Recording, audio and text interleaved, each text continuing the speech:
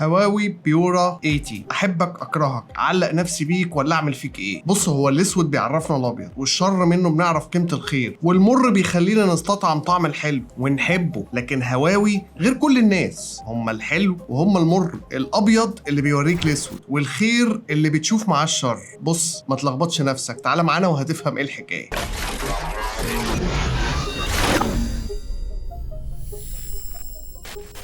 النهارده هتكون حكايه تكنولوجيه او حواديت قبل النوم بشكل تقني. خلينا نتفق على شويه حاجات جنب بعضها. هواوي اقوى واعلى وافضل اختراعات في عالم الموبايلات في الفتره الاخيره، اللي بتقدم فعلا حاجات علشان تخدم على المستخدم. صح الكلام ولا ايه؟ في ناس هتقول لك سامسونج، وناس تانية هتقول لك اوبو وفيفو، وناس تانية مضحوك عليها هيقولوا ابل. معلش بقى يا شباب، قدام هواوي كلكم على جنب. من كام يوم اطلقت هواوي تحفه فنيه راقيه وعظيمه في حفل في دبي، حفل اطلاق سلسله بيورا 80. وانا كعاشق للتكنولوجيا، الحفل ده خلاني حاسس ان انا عايز اعيط بصوت الليمب. انا حضرت الحفل ورحت واتفرجت، وكان حاجه جميله جدا. حفل رهيب لانه كان حفل اطلاق السلسله للعالم كله، مش للميدل ايست بس. وحرفيا كان العالم حاضر بانفلونسرزه، بنجومه، بنجوم التكنولوجيا من انحاء الكره الارضيه. كل كلمه اتقالت مبهره، ناس شغاله تطوير واختراعات بتسبق الكل. مسكت في ايدي البيورا 80 الترا وجربته ولعبت بيه شويه. بصراحه شفت العظمه في الكاميرات. خلينا قبل ما نحكي في المر نتكلم شويه عن الحلاوه. هواوي اعلنت عن تقنيه جديده في الكاميرات لاول مره في العالم، تقنيه خطيره وجديده ومختلف. اي كاميرا بيرسكوب اللي هي بتاعت الزوم بتكون عباره عن ممر مرايات بيعدي فيه الضوء علشان يخبط في نهايه الممر ده بالسنسور، فيطلع لك الصوره الزوم اللي نفسك فيها. وقد ما الممر اللي بيعدي فيه الضوء ده بيطول، على قد ما بيكون الزوم. معلش هسهلها لك شويه. فرضنا الممر اللي بيعدي فيه الضوء ده 10 سم،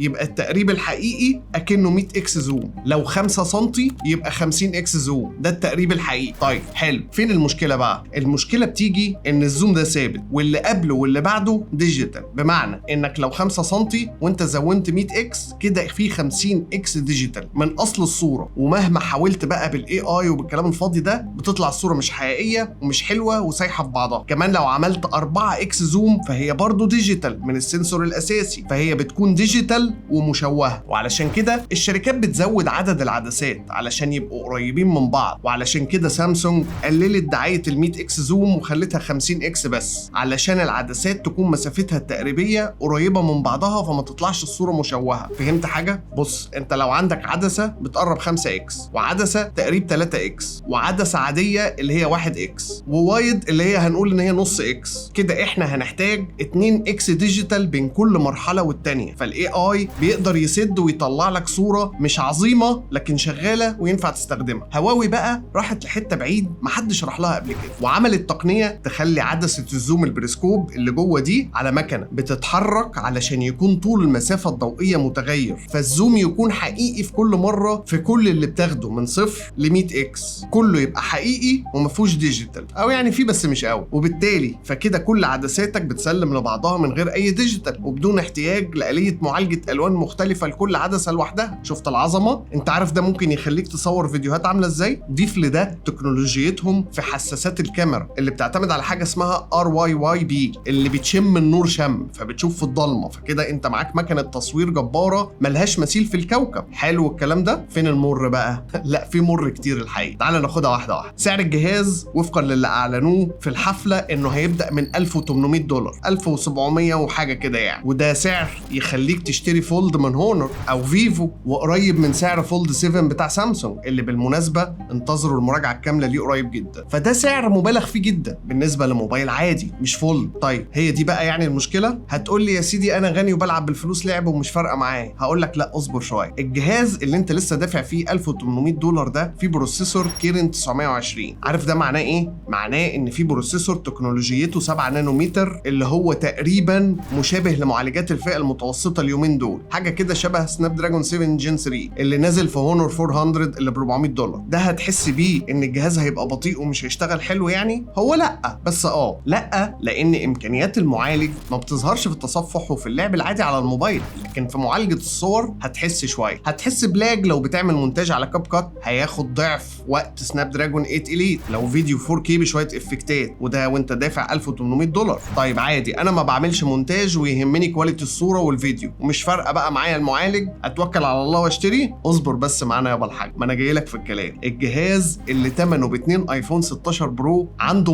امر من اللي انا قلت. بامر امريكا اجهزه هواوي ما بتجيبش 5G، فانت طول ما انت شايله محبوس في عالم ال4G وسرعته اللي مش وحش، بس اعمل حسابك ان لو نزل 6G هتفضل تتراجع شبكات ال4G وسرعتها، وده يعني في البلاد المتقدمه. هتقول لي يا عم ماشي مالكش فيه، انا بحب ال4G وجاي على هواي. يا حبيبي انت دايما مستعجل كده، مش انا قلت لك بامر امريكا؟ اول ما تسمع بامر امريكا اصبر عشان تاخد الكلام للاخر. بامر امريكا ما وقفتش عند دعم ال4G وال5G واستخدام سناب دراجون ولا حتى ميديا تك، الموضوع ابعد من كده. هواوي ممنوعه كمان من استخدام حساسات سوني بتاعت الكاميرات على اساس ان هي مبنيه على تكنولوجيا امريكيه، وبالتالي حساسات الكاميرات في هواوي صينيه الصنع والتقنيه، ونظريا ما عندهاش خبره السنين اللي عند سوني. وحساساتها اللي موجوده في كل موبايلات العالم ان ما كانش بالسنسورات نفسها فبالتكنولوجيا اللي جواها، اكيد الصناعه الصينيه مش هتبقى بنفس الجوده والخبره المتراكمه اللي عند سوني. ولغايه هنا الموضوع بسيط، واللي جاي اهم، واللي اتمنى من هواوي والعاملين فيها والمتعاملين معاها ما يكونوش وصلوا في الفيديو لغايه هنا، ولو وصلوا احب اقول لهم شرفتوا ونورتوا، قوموا صبوا كوبايتين شاي على بال ما اخلص البقين الباقيين دول عشان مش هتنبسطوا منه. عن تجربه مع هواوي، فالمنع الامريكي ما وقفش على الهاردوير اللي ممكن عملاق صيني زي هواوي يتخطاه بالتطوير والبحث العلمي، لكن الموضوع وصل للسوفت وير اللي بيحول تجربه هواوي لجحيم متكامل الاطراف والاركان. هواوي ممنوعه من خدمات جوجل اللي بتتسمى GMS، ودي تقدر تعتبرها قلب السوفت وير. غياب GMS بيخليك ممنوع من استخدام متجر جوجل ولا مدفوعات جوجل ولا الجيميل ولا جوجل مابس علشان تعرف منين بيودي على فين، ولا جوجل درايف. طبعا ده غير التطبيقات الكتير اللي بتعتمد على التجسس على موقعك بالاتفاق مع جوجل، فمش هتعرف تتجسس عليك فبالتالي مش هتشتغل. طيب البرامج دي كلها مش ممكن احملها بشكل جانبي؟ ممكن، وفي تطبيق بيحمل كل خدمات جوجل على الجهاز بشكل جانبي، صح موجود، بس هنكر لان الموضوع كارثي عشوائي غير مأمون ولا مضمون، والبرنامج مش تبع هواوي اصلا ومليان مشاكل واعلانات وازعاج مفرط، وبعض التطبيقات بتفهم انك واخد باب خلفي وتنكد عليك عيشتك، بالذات التطبيقات الامريكيه. واتساب هيقرفك وممكن فجاه تبص تلاقيه وقف وطلعك خالص من حسابك، ولا انت عارف تعمل ابديت ولا انت عارف تعمل باك اب ولا عارف ترجع حسابك. اوبر هيبهدلك، حتى الماسنجر واليوتيوب هيعكننوا عليك عيشتك. طبعا ده غير جوجل مابس اللي هيقرفك في عيشتك لو حملته سايد لود. الخلاصه اجهزه بيورا 80 وكل اجهزه هواوي روعه تحفه وعظمه، ومن وجهه نظري الشخصيه غير قابله للاستخدام في الوقت الحالي. عشان كده تحس ان انا عايز اعيط.